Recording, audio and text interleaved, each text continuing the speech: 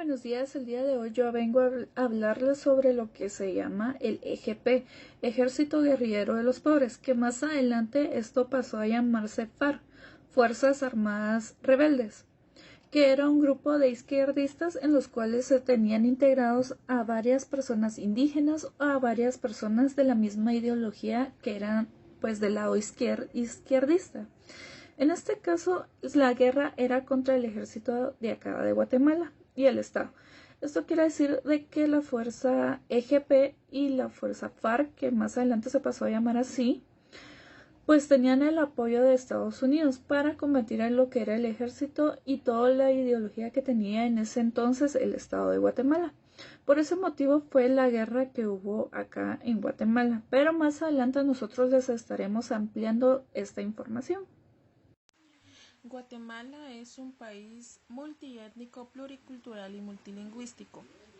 Con esto nosotros debemos de comprender que la mayoría de población guatemalteca pertenece a alguna etnia maya, siendo esto un detonante para que ellos tengan que sufrir algún tipo de discriminación o racismo.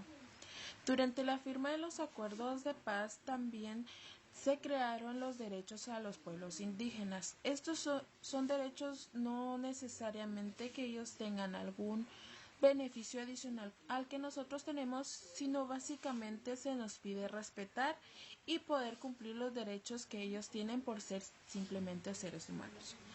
Uno de los derechos más conocidos que se tiene para los indígenas es básicamente respetar los derechos humanos y que ellos los puedan ejercer sin ningún tipo de discriminación, al igual que el derecho de los pueblos indígenas a conservar, reforzar sus propias instituciones políticas, jurídicas, económicas, sociales y culturales en ejercicio a la libertad de determinación. Esto quiere decir que ellos básicamente los derechos especiales que se les podría llamar son básicamente los derechos humanos que se les debe de cumplir.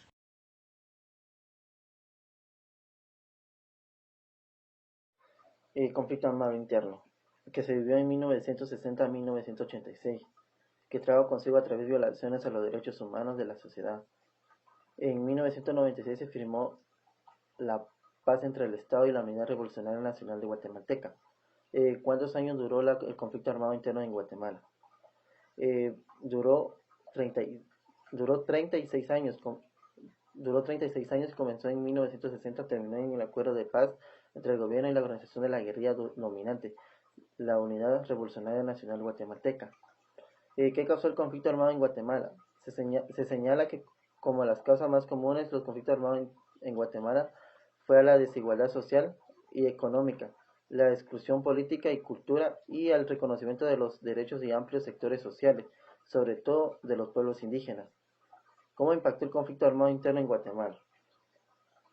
Aparte de los efectos directos sobre la población, el conflicto armado tuvo altos costos, entre las cuales incremento del gasto militar, desvío a las necesarias inversiones en salud y educación como destino como de los recursos públicos.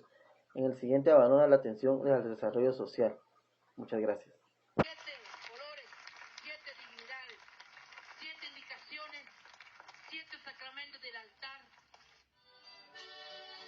Yo invito aquí al compañero Daniel Pascual, que pases aquí en el escenario también. Muchas gracias por invitarnos, por recibirnos y por seguir con nosotros y juntos en la lucha. Y decirles que aquí va a comenzar otra vez otro camino que estamos dispuestos a seguir apoyando o andar juntos. Porque esa lucha es de nosotros también, la que ustedes hacen, es por la vida, como dije. Y vamos a seguir apoyando siempre y cuando las comunidades, las mujeres, hombres, niños, así lo piden. Así que decirles entonces que el fuerte apoyo que tenía la cementera hoy no lo tiene. La Asociación Nacional Campesina CUC es una asociación que nace el 15 de abril de 1978. Se trata de campesinos que buscan sus derechos, buscan defender lo que es suyo, sus tierras, sus costumbres, su seguridad.